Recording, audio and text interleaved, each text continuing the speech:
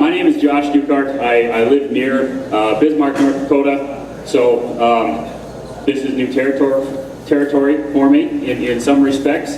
I get the opportunity to speak and consult and teach and some other things all around the country, but I have to say it's not my first trip to Indiana, but it's my first opportunity to visit with and interact with the agricultural community in Indiana. So I appreciate that opportunity.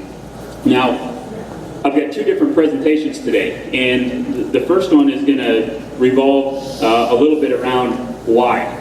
Okay, and you'll understand a little bit more about that as we go. The second part of it, which is right after dinner, or right after lunch, is going to focus on more of the nuts and the bolts, the why of cover crops, how they fit into the big equation that is soil health, and how they can be used as a tool to help you advance and you progress with either your own operation or the operations that you get to work with. Now, I get to work with farmers and ranchers, like I said, all over the country and into Canada, and there isn't another group in the world that I would rather spend my time with. Okay, I grew up on a farm and a ranch, and I value that more and more every day. But the thing that's changed for me in the last probably about 8 to 10 years is how I look at things on the farming and ranching level. And soil health plays a real big part of that. Now, if you look at the title I have up here, Holistic Management for Soil Health. When you see the word holistic, what do you think? And you can be completely honest, because I've gotten every rendition of what holistic means. And it means something specific to me, but what do you guys think of? And keep in mind, I've got a cordless mic, and we're going to see just how far I can walk with this thing. So, whereas they said they were going to call on you, I can actually walk up to you and give you the mic. What does holistic mean? Entire system, whole system. And granted, there's not a W on the front of there, but that does really play into the definition. What else? Any negative connotations with holistic? Okay, nature. Okay, and I will reference that after a bit to show you how I think that plays into it. Anybody else? We just saw a soil demonstration up here with 3 different types of activities, so to speak. You see a system that has low disturbance plus some added diversity with cover crops, right?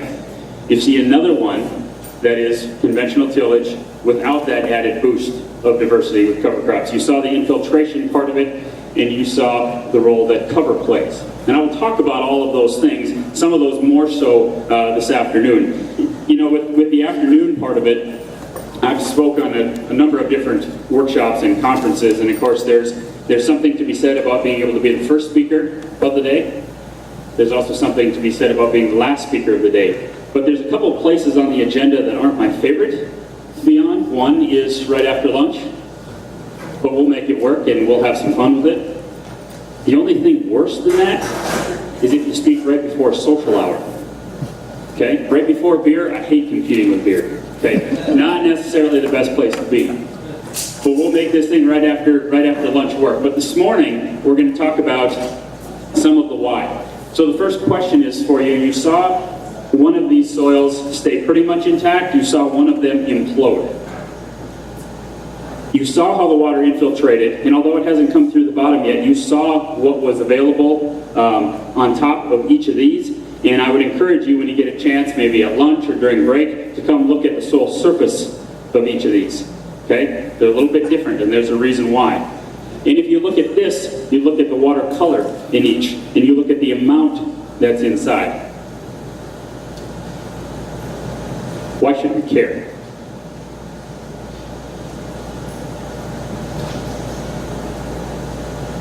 Why should we care? Okay, this whole interaction thing, a little bit tough. Okay?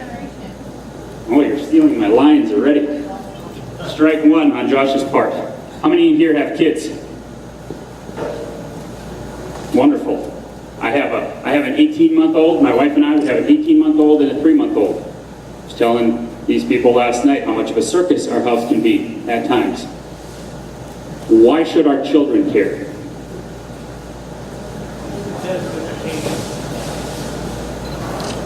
All right, something over here. Desertification. Okay, desertification. Can erosion or does erosion just happen above ground? This right here is proof it happens below ground. If we can't see it, do we pay as much attention to it? Generally not. Okay, we did all right on that one. Now let's stretch the window a little bit further. Who here has grandkids? Why should they care? Do you want them to have the same opportunity that you have? Okay? In some cultures, they plan out 7 generations ahead. There's a lot of agriculture today that doesn't even plan ahead to next year. It's all about surviving this year. When we put our focus on soil health, we don't have to worry about just getting by this year. It's a long-term commitment. It has to do with a lot of patience that we talked about earlier, because it doesn't happen overnight. If you change the environment in soils and you expect immediate results, which it's human nature to do that, it's not going to happen overnight. It's not going to happen in 1 year. We got producers now that get amazing results, and they're 10 or 15 years in. But they will also tell you that with the tools they have available now versus what they had in the mid-90s, the game is totally different. And it's not going to take 15 years to achieve the production levels and more importantly, the profitability levels and the resiliency levels in the soils that they experience today. Now, we'll jump into a few slides here. How many believe this? Wonderful. Admirable. I find that to be a common theme no matter where I go in the country. But I have a big question for you. Across the landscape in general, is this actually happening? What happens when I show you pictures like this? What kind of feelings does that conjure up?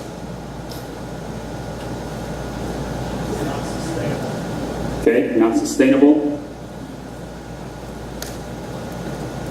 For me, it's frustration. Now, I've worked for conservation agencies for most of my career in different roles. I've also worked as a consultant. We have our own ranch and farm that I help operate with my parents. I get to work with lots of farmers and ranchers. This says pictures from the past to the present. What do you think?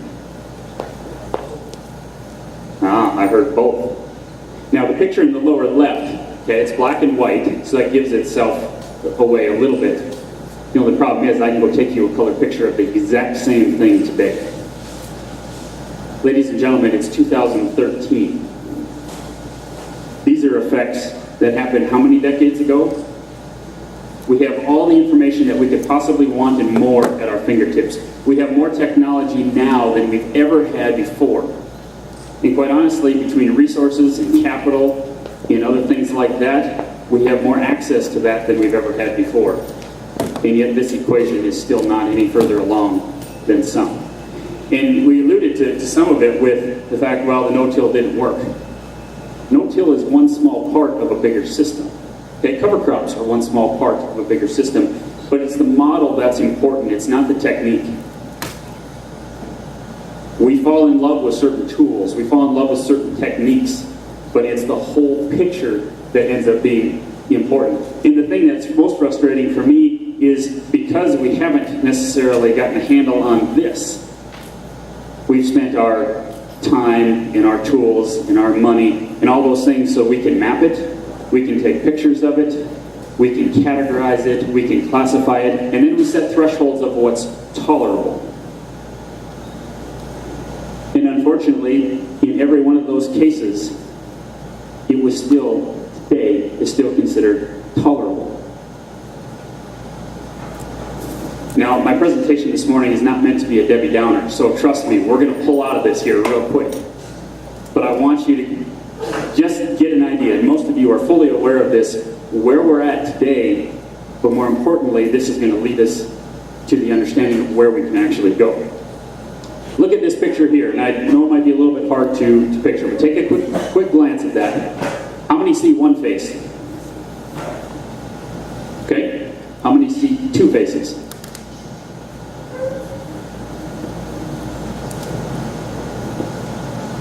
Depending on, it's one of those pictures. There we go, the hand goes up. How many see three faces? Good, because there isn't three faces. Why would I put this up there? Does it have something to do with our perception, or what we see, or how we see it? There's a friend of mine, and I probably should call him more mentor than friend, because I feel pretty lucky to be acquaintances with him. But he told me one time, he said, if you want to make small changes, change how you do things. Go to a workshop, go to a conference, go to a tour, and pick up a tip, a trick, a technique, take it home, implement it. It might make you a little bit more efficient, might make things a little bit better. And that's good. If you can get one thing, was it worth going to that workshop or that tour or that conference? Probably. Are you going to reap all of the benefits if you implement just one thing? Depends on what that one thing is. But he also told me, he said, if you want to make big changes, you have to change how you see things. You change how you see things, then all of a sudden there's more opportunities. There's things that appear before you that you maybe didn't see before. And all of a sudden your perspective changes. Now, one of the sequential things that happens over time, and one of the things we went through decades and decades ago, was we entered into what was called the industrial age. Okay? And this was all about specializing in something. Okay? Being able to do one thing really, really well, being a cog in a machine, okay, on an assembly line, and it was all about efficiency. Did it work well for automobile builders and assembly line type industries like that? Yes, absolutely. You're dealing with a closed mechanical system. Works great. Is nature a closed mechanical system? Anybody here ever been outsmarted by nature? Are there things in nature that you can't control? Is there any risk in farming? Some say they gamble more in farming than they've ever done at the casino. Okay? Let's move past that a little bit. We moved from the industrial age, we moved into this information age. Anybody here get any ag publications in their mailbox? You probably get what, once a month? Once a week? Multiple a day? Okay? Do you read all of them? Do you have time to get to all of them? Okay? There's all kinds of things that I would love to be able to sit and read, but I don't have a week per month to just sit and read every ag publication that comes. Is there valuable information in there? Of course there is. Is there some stuff in there that's maybe not needed on my particular operation? There's also that, but unless you dive into it, you don't necessarily know that. Okay? So this whole idea of information age and having more information at your disposal than you probably even need, does it get a little overwhelming once in a while? For me it does. Okay? Just my opinion. For me it does. But what does that lead us to? It leads us to this right here.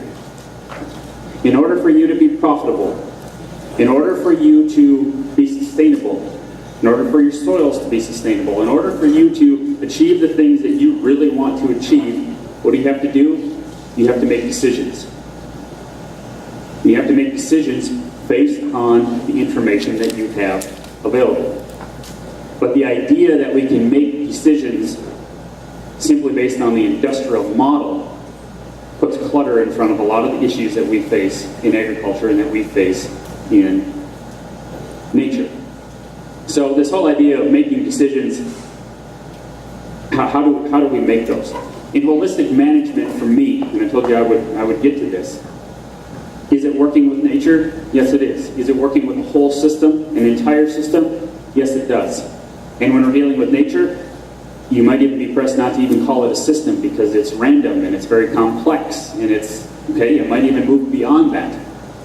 But it's very, very important that we not only focus on profit, Okay? Which a lot of times, even though we might have dollar signs in front of us, most of the time it ends up being production rather than profit.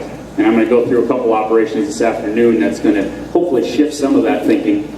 But it also has to involve our biological factors of the soils, the plants, the animals, and the health that goes through the entire system that also affects our health.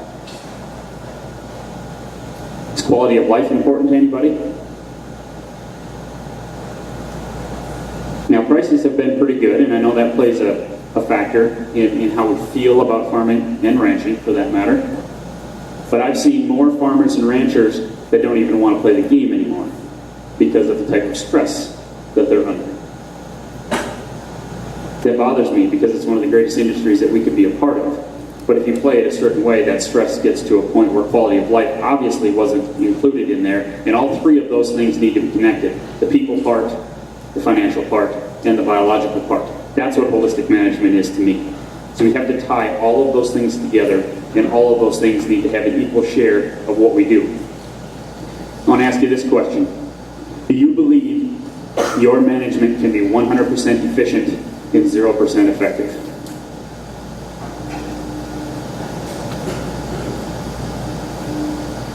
Now that's an extreme, okay? That's one end of the spectrum, that's an extreme. What do you think I mean by efficient versus effective?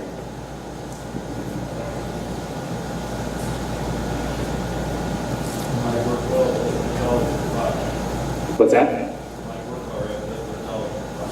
Okay, it might work all right, but it doesn't put dollars in your pocket. Okay, what else? Let me give you an example, and this is from at home, so this is maybe not something that a lot of you deal with, but sometimes the best teaching example is something that you don't necessarily have any ties to. Okay, we have a lot of cattle in our country. Okay, actually in the county that I'm from, Burleigh County, the county is about 1 million acres. Okay, total. It's about half crop, half livestock. Okay, so half crop land, half pasture land or hay land. How many steps does it take to get feed from the field to the cow?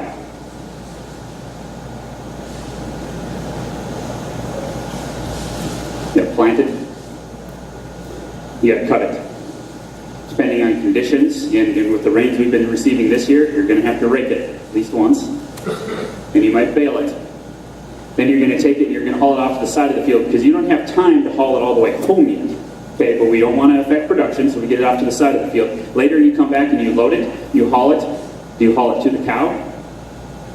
No, you haul it to the stack yard. Okay? So then you unload it, you stack it. A little bit later, you might grind it, you might not. Is it still in front of the cow? Not yet. Okay? Another step, we go and we load it back up, we haul it, and we distribute it. Then and only then have we finally got it into the pen or the pasture in front of the cow. How many steps is that so far? 10, 12, depending on. Okay? Have our nutrients gone back to the field yet? Nope. So then what do? We push it, we pile it, come back in, we load it, we haul it, and then we spread it. Full on, all those steps, 18 steps. I have the best equipment in the world. I have a hired man that is second to none. I don't have to tell him to do anything. He knows it well, he operates well. My waste is next to nothing when I feed that. Am I profitable? Maybe. Does it guarantee me profit to be as efficient as I can possibly be every one of those steps? Efficiency doesn't promise me a thing. What could I do instead? Take the cows to the feed. Okay? You might have a few steps involved. You might have water, you might have some fencing, you might have some management. I can get that done in about 3 steps. And then what happens to my fertility? It goes right onto the field. See, you can take the fertility from that pen and you can go put it out in the field, and it is the same thing as when it drops directly from the animal on the field. Not even close. You've lost nitrogen, you've lost phosphorus, you've had nutrient that stays there or has gone up, and you know what else? You don't take any of the biology with you after it's set for that long. Biology is very much a part of the system. It's part of the nutrient cycle. We'll talk about that a little bit later. The whole point with effective versus efficient is effective is the direction that you go. Efficiency is how fast you go there. Just going faster and faster and faster, if you're going the wrong direction, does that get you anywhere? I can go broke faster, and that doesn't make me any more profitable. Okay? I wish this picture here would show up a little bit better, and it's more a function of the picture itself, but can you see the difference on one side of the creek to the other? What do you see on the closer side? Green grass. What do you see on the other side? Dead grass, bare ground, brown. If you had livestock, or if you have livestock, where do you want to put them? The side that they're not going to die on, right? Okay? Would you believe this is in Australia? We've heard about the long-term droughts that are in Australia, right? Okay, some of them talk about 5 years, 7 years. Some of them talk about 30. This gentleman here is Brian Marshall. He's a holistic educator, farmer, rancher. I understand that sometimes I don't get as much rain on my side of the road as my neighbor, or on my side of the creek as my neighbor, but not for years on end. You want to talk about the most drastic picture that I can show you in terms of a functioning water cycle and one that is disastrous? This is it.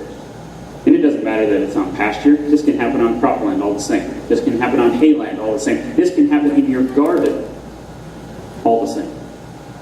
It has to do with the water cycle, which a functioning water cycle happens by focusing on soil health. How about the power of diversity? How many crop types are there?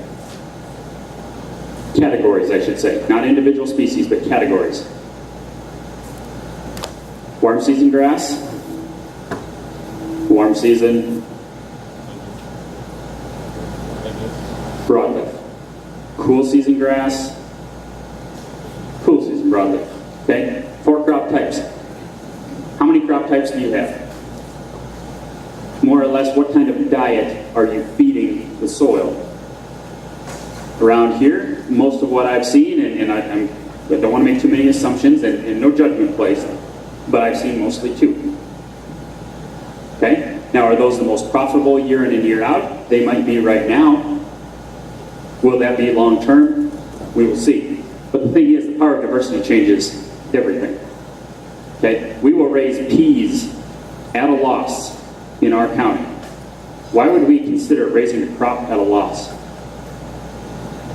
Isn't that crazy? Why would we do that?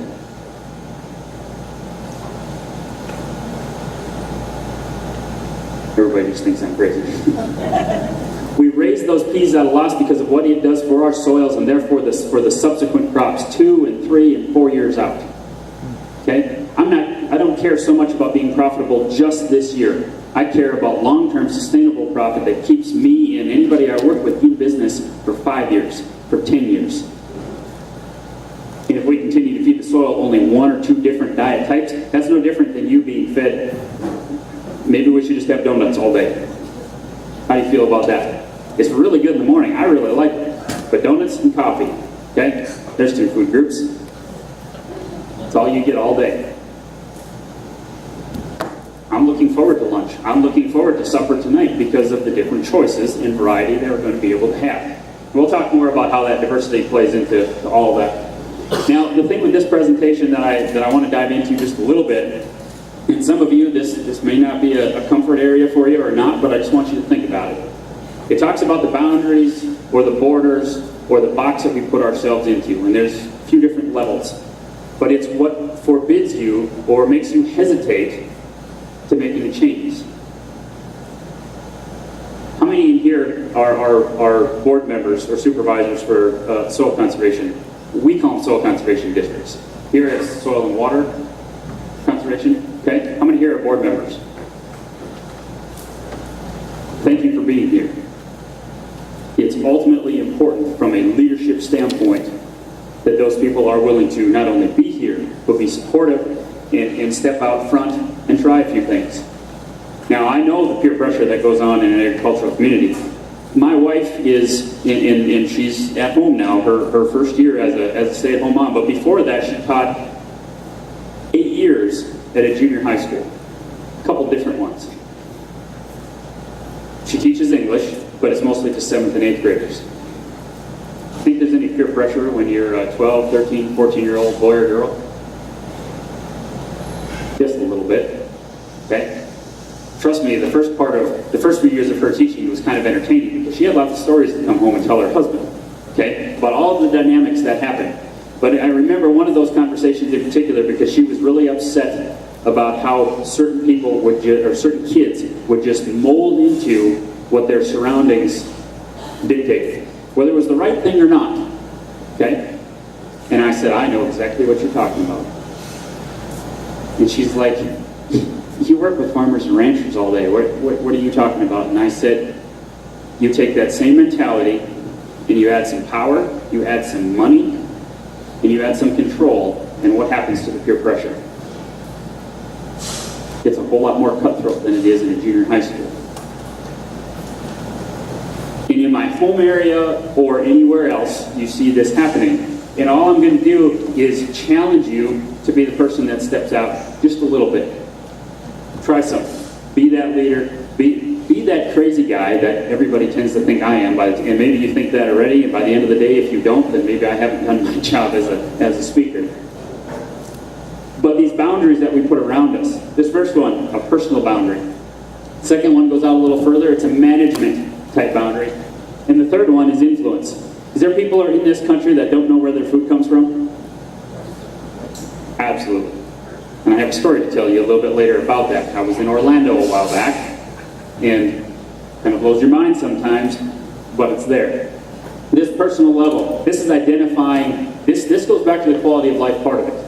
And like I said, I know there's some of you here that are like, I come to a soil health conference and this guy's talking about morals and standards and feelings and goals. Why didn't we run him out of the building earlier? We don't have this part right, the rest of it doesn't really matter, does it? And you don't have to say what yours are, but just think about this, okay? In my life, you can agree or disagree, but there's some things that are important to me and my family and how we proceed with the decisions that we make.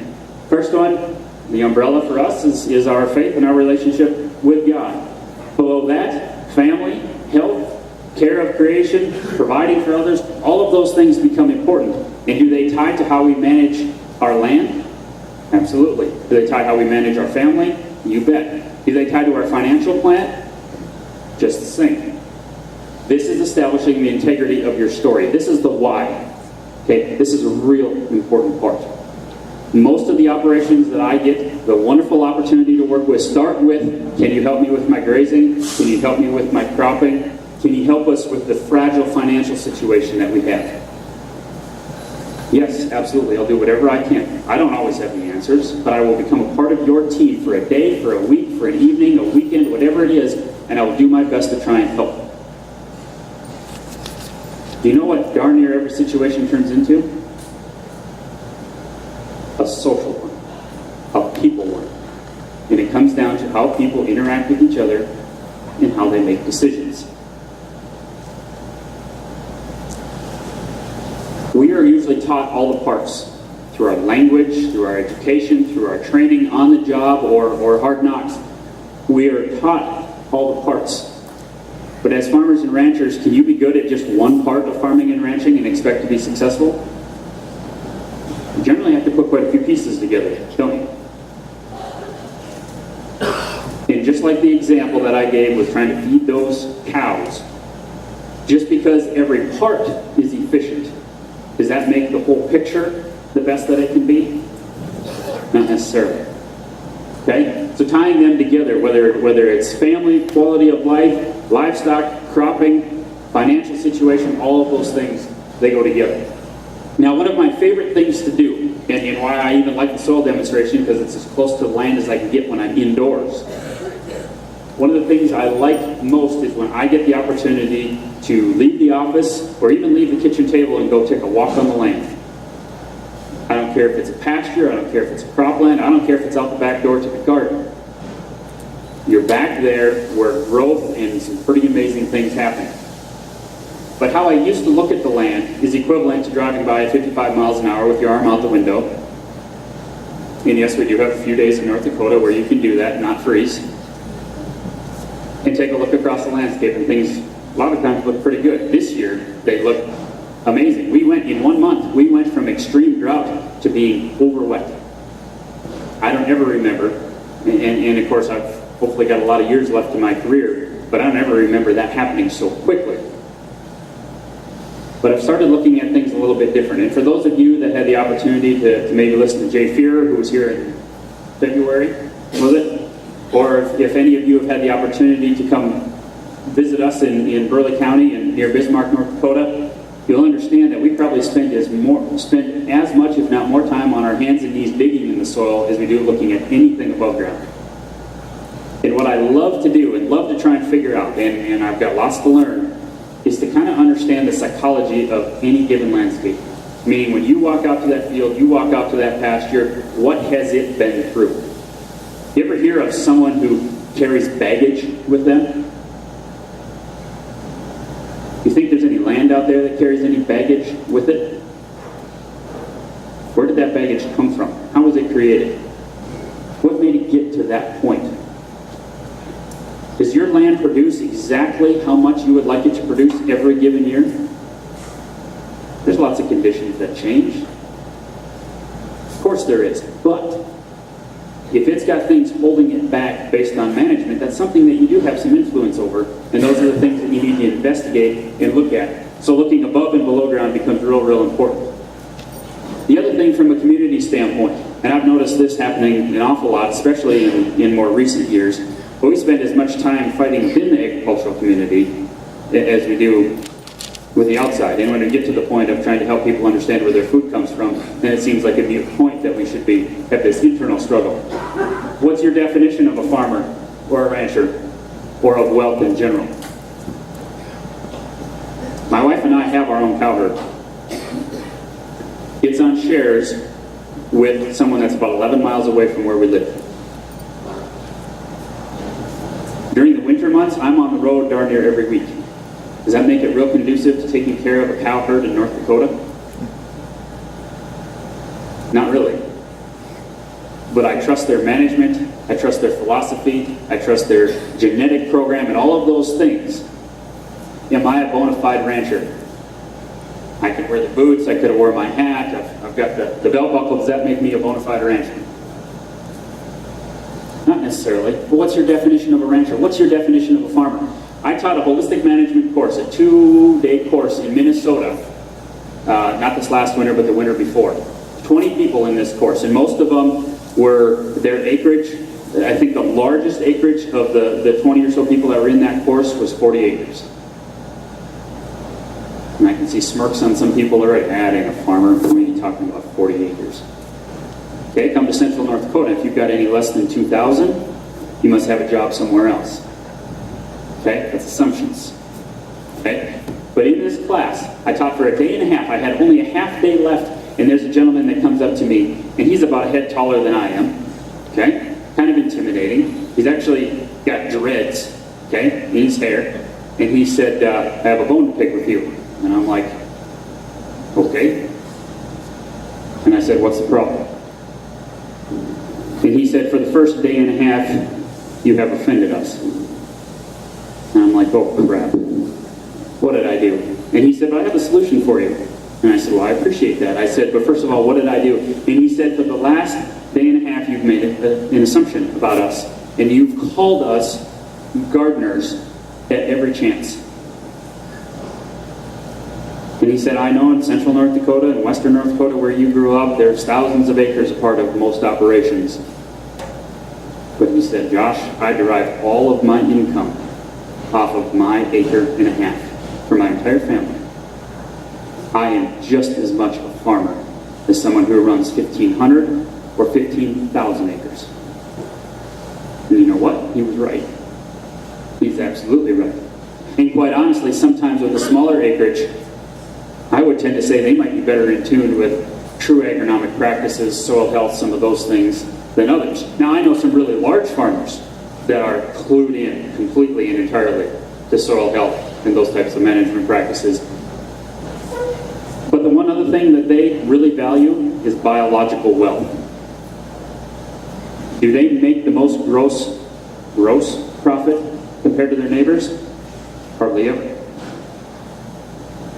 But year in and year out, they're making a profit, and if you make a profit every year, are you ever going to go broke? Their risk is low. Their profits every year, no matter if it's drought, flood.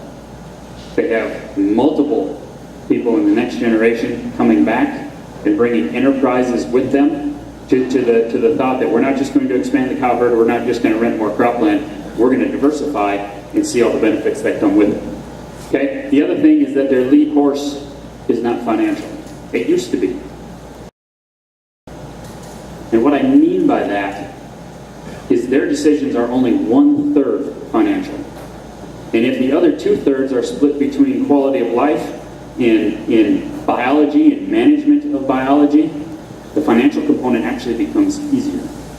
Now again, it doesn't happen overnight. It might take even a few years.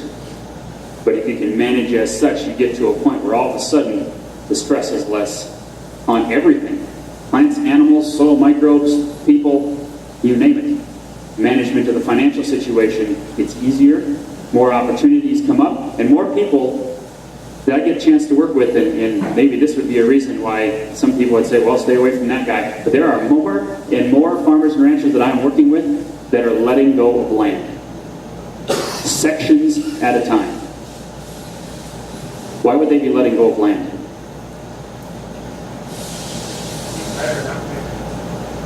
They can do a better job with less, spend less time, and actually make more money. Now, don't get me wrong, there's a certain scalable amount that is generally needed based on equipment and markets and some of those things, but generally it's not near as high as what we tend to think it is. Okay, I gotta keep moving here. Management level 2, how are you actually playing out that story? How many here have ever heard of Stephen Covey or the 7 Habits of Highly Effective People? Wonderful. A lot of groups I talk to, I get 2 or 3 hands, quite a few in this group. One of the things that, and he doesn't talk about this in an agricultural sense, but I think it ties directly to agriculture. He talks about having 3 different levels of people in their management styles. Now this first one, if we talk about it just from his point of view, talks about as you're a baby, an infant, toddler, you're a very dependent type person, right? Okay, you're dependent on someone else to give you shelter, to give you food, to give you water, to clothe you, all of those things. Okay? As you move up, you get a little bit older, you become more independent. Okay? To the point where hopefully you move out. Right? Now that's not always the appropriate thing for everyone in every situation, but you understand where I'm coming from. You become more independent. You graduate from high school, you move on to either college or your first job or what it might be. You start living and be sustaining on your own. And eventually, whether it's a work type situation or finding that partner in life or whatever it might be, you become interdependent, meaning that you believe that 1 + 1 equals something more than 2.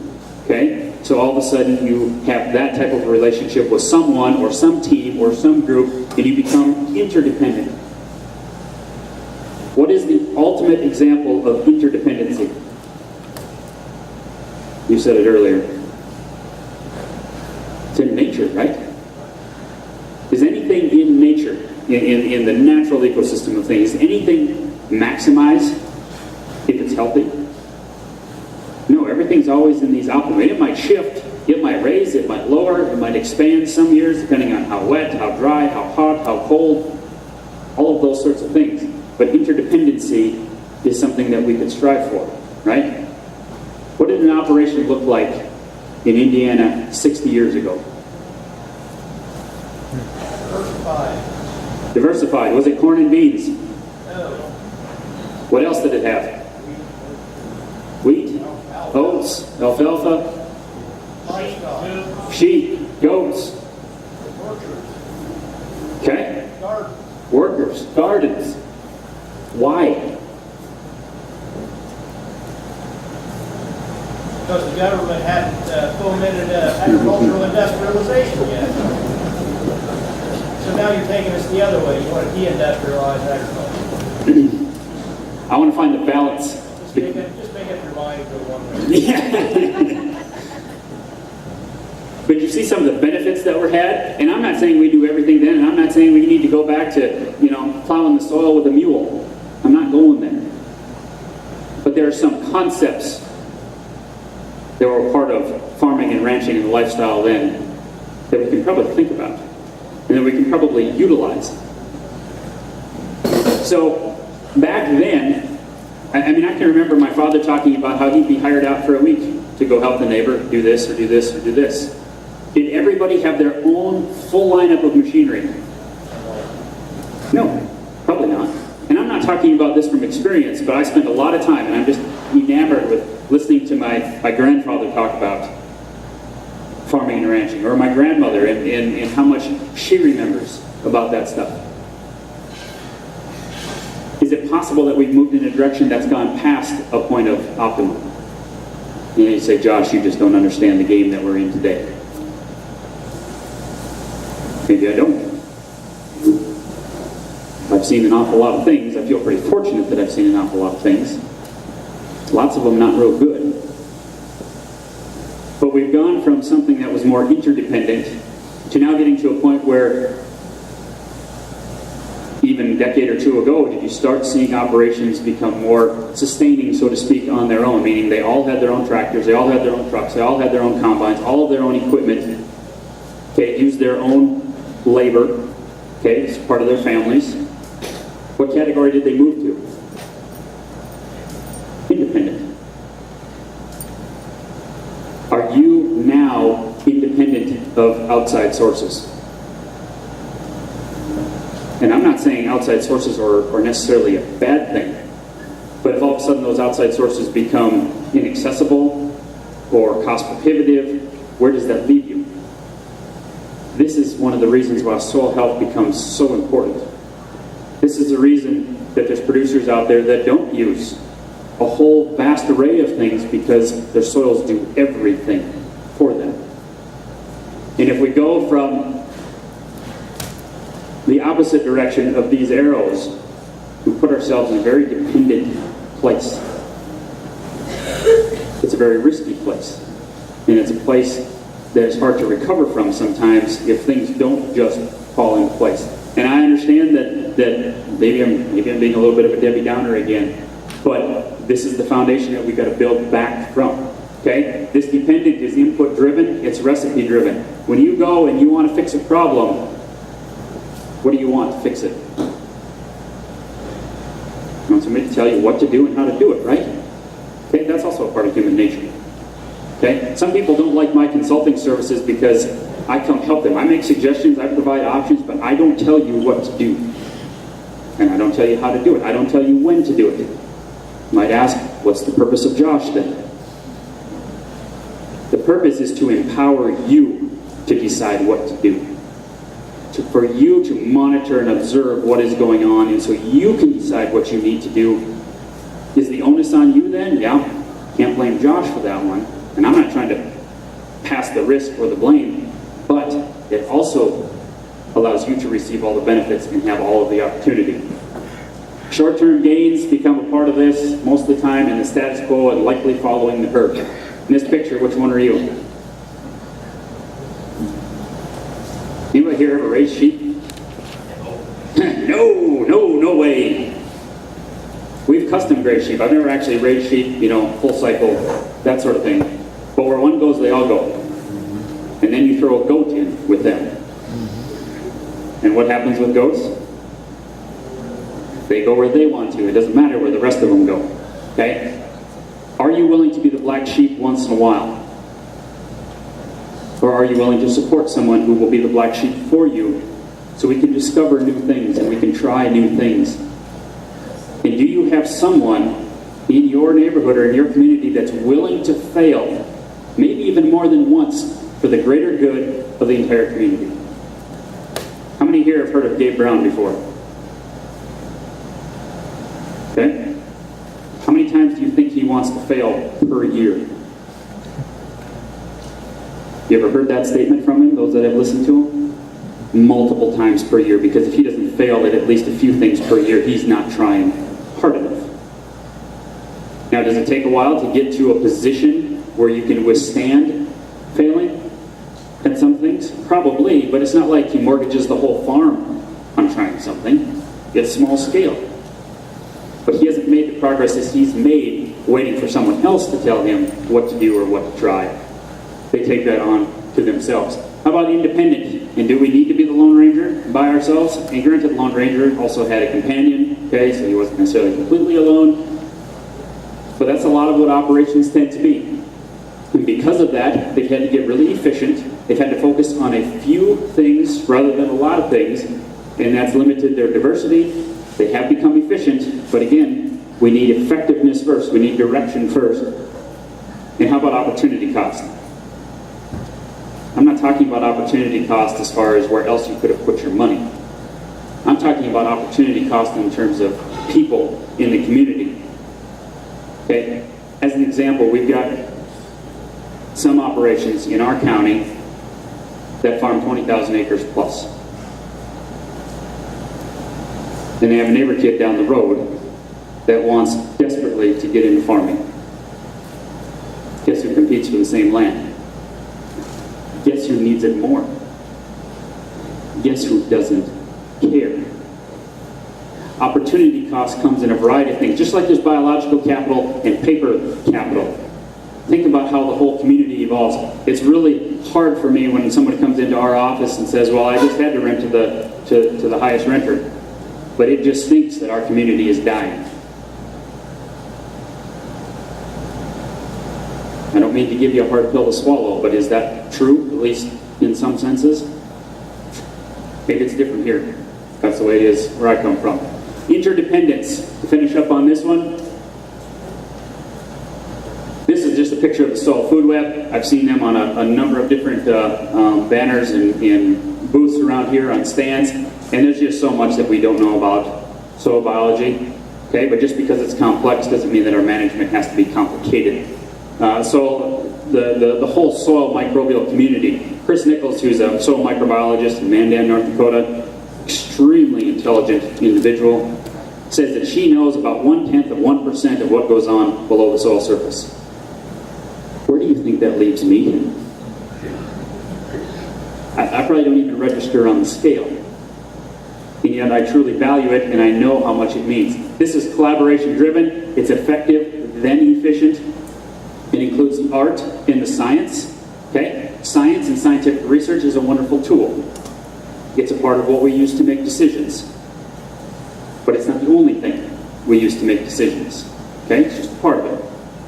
And 1 + 1 equals something more than 2. When we truly value soil health, when we truly value what the environment can do for us. We know how powerful the environment is, right? How drastic it can be. Why not try and channel some of that in our direction? Why not try and work in sync, as they call it, with that type of thing? And then when that happens, agriculture no longer is this efficient industrial process for producing high quantity of commodities. It gets back to an agriculture that's an effective biological process for producing high quality food. Isn't that why we farm? To produce food? What's that? We don't grow food here, we grow industrial commodities. Okay, industrial commodities, and that's the whole point of this particular If we all grew slide. food, we have way too much of it. Say that again? If we all grew food, we have way too much of it, nobody can eat all of it. Okay. Debatable? Well, if we all grew tomatoes, we have way too many. Well, if we all grew the same food. So then why do we keep pushing yields every time, and then use this justification that we need to feed the world? Because more industries need our commodities. Okay, so is it a food problem? No. Okay, that's just the point I want to get across. Okay, most of the time, and I've heard lots of stories and been in a number of places where they talk about this person's starving, or this person's starving, or this family doesn't have enough food. Is it because there's not enough food in the world? It's generally distribution, or it's transportation, or it's laws and rules governing certain countries, certain places. And we could spend a whole gamut of time just on that alone.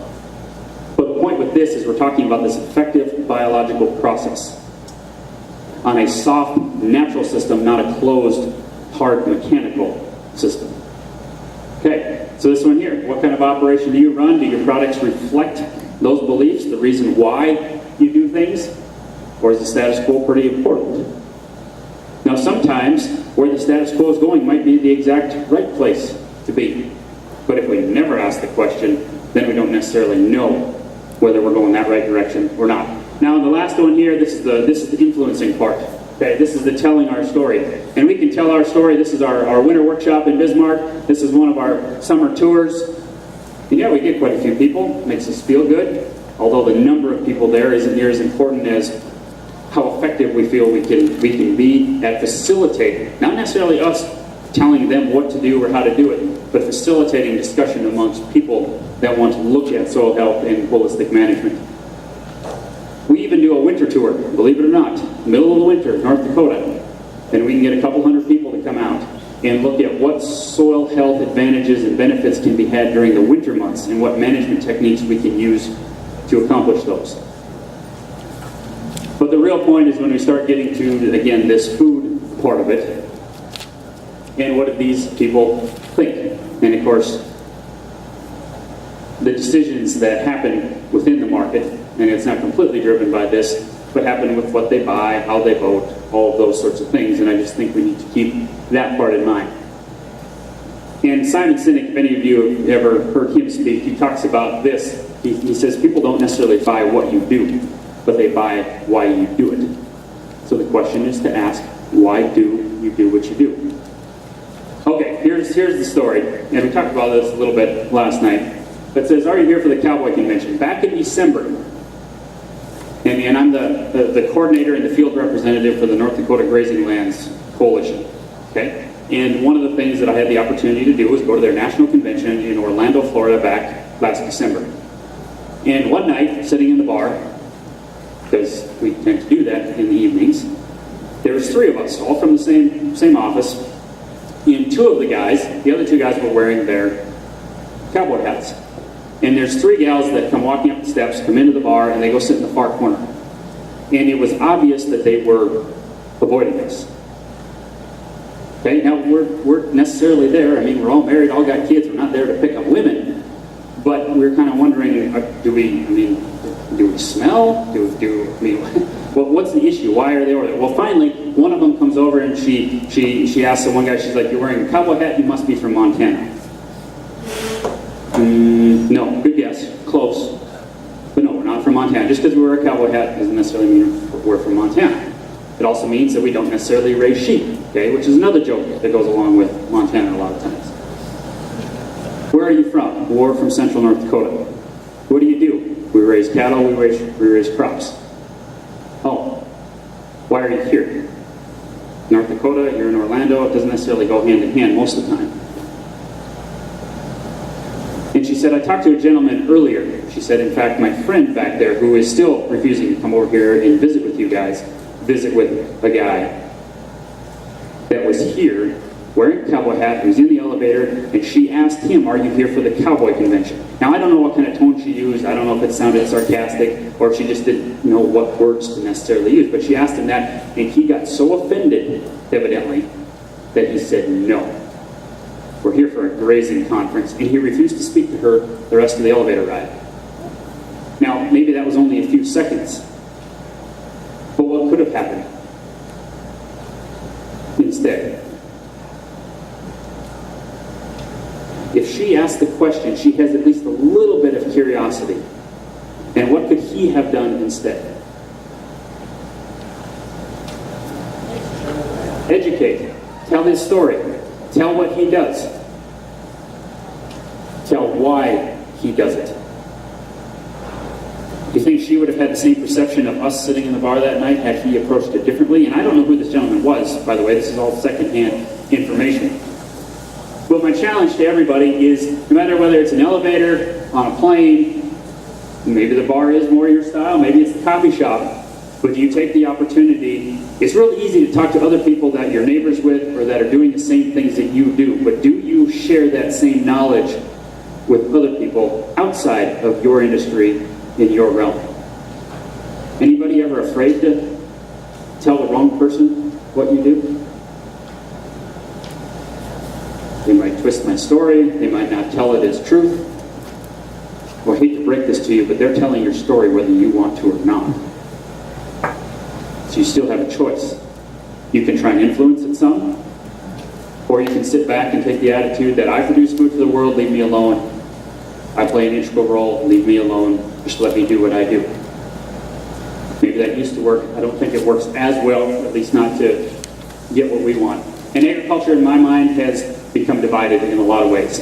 And you can take it and put a number of different things on this spectrum, and I'm just about done, so I won't go over too much. And on this spectrum, and you can use whatever terminology you want, you can take whatever groups you want. But just for example, we end up with something like this. And each side will condemn the other side. Does each side have its negatives? Does each side have some positives? So do we have to choose one or the other? I don't think we do. Now, to steal a line from Dave Brown's son, Paul, he gave a presentation here a while back, and he calls it a biological type of agriculture. And it's one where we can still produce and have high production, but in context with making a profit and being sustainable in both categories. That we can still have nutrient-dense food that goes into the market and not necessarily have to be labeled one thing or another.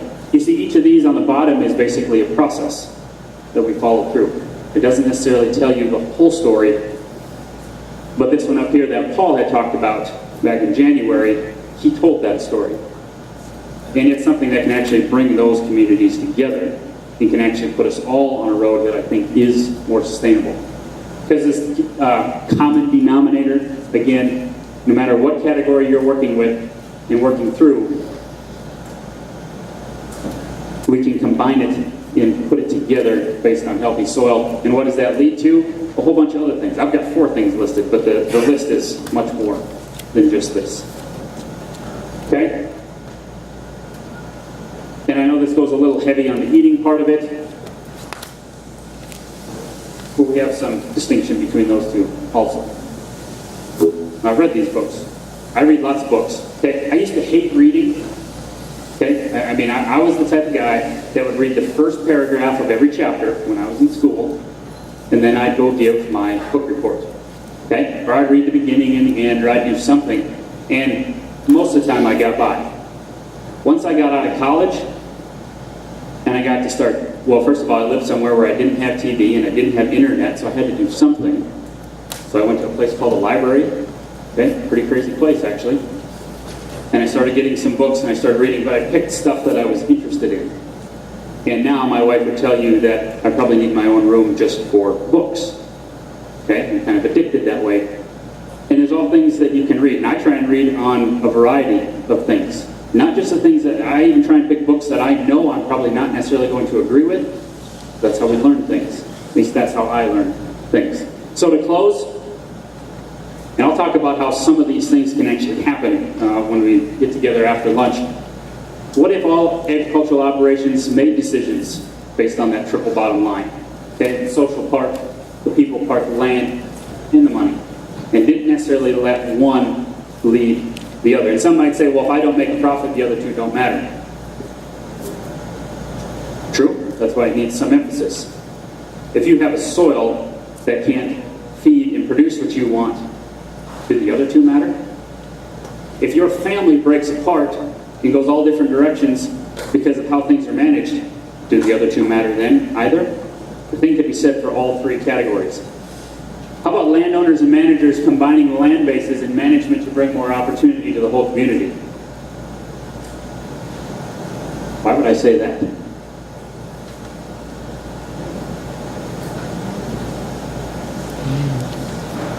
Could it possibly have something to do with that interdependence thing? Are there benefits to the landscape from grazers, and are there benefits to the landscape from croppers? Anybody here want to start raising a bunch of livestock? Most most strictly cash grain or cash cropping producers don't necessarily want to. But you know what? They can get all the benefits from it, and they don't have to calve cows, land ewes, do all the fencing, all the watering. There's people that want to do that sort of thing. It's a matter of relationships. Allow the predator-prey relationships to function at all levels. We're going to talk about this in the next one, so this is kind of basically a slide leading into that. If we trusted nature to do most of the work according to her rules, what if all the products came with a story of purpose and integrity? This again is the why. And what if we all thought beyond these boundaries that we sometimes place on ourselves? Change almost never fails because it's too early. It almost always fails because it's too late. By the time you realize that your corner of the world is ready for innovation, it's almost certainly too late.